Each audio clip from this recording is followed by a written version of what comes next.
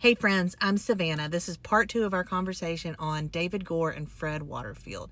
Now, make sure you're following me so you can get this whole story. There's a lot of interesting things, but I'm trying to break it up into smaller, more digestible videos. I'm not going to do that thing everybody hates where you say follow me for more and then the next video takes like a month to get posted.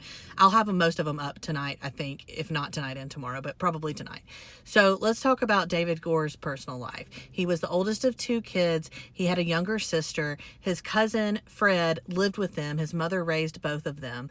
And he was really into his cousin Fred. He really wanted his approval, per se. David was overweight. He was not particularly good with sports or with girls, but his cousin Fred was. He was the school athlete. He was always lucky with the ladies. And David really looked up to him and wanted to foster this relationship. Well, it ended up fostering itself in a very bizarre way. But anyway, so David ends up dropping out of high school. He gets his GED. Shortly after high school, he gets married, and then they get divorced the same year. Then shortly after that, he marries somebody else, and then they get divorced, and then he marries the first wife again. And throughout all of this, he ends up with 2 sons. That's going to be important later when I tell you what he said about his own kids. So hold on to that. At some point, he becomes an auxiliary sheriff's deputy, which gives him a badge and gives him some credibility, which makes it easier for him to get his victims. Fred ends up getting out of school and getting some kind of job that pays him really well.